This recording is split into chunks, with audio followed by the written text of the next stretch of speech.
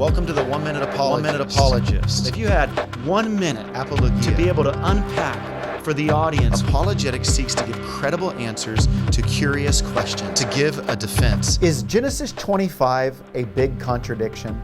In Genesis 25, when you read it, it starts off where Abraham dies at the age of 175.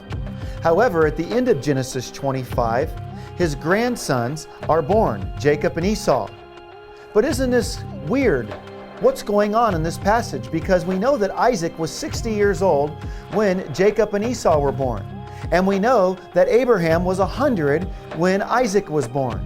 That would make Abraham 160 years old then when Jacob and Esau were born. However, the beginning of Genesis 25 says Abraham was 175, so it has him dying before Jacob and Esau seemingly are born. Yet, we know when we run the numbers that he was actually 160 when they were born. That would have made Jacob and Esau 15 when their granddaddy died. So is Genesis 25 a contradiction? No. We have to understand the intended purpose of the author. The author was not setting out to do a chronology in Genesis 25.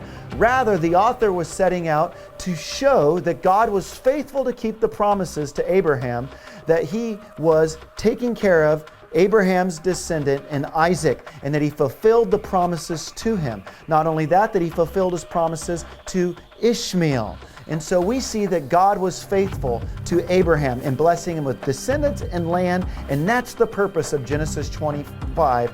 And the purpose wasn't to put it in chronological order. Hope that helps.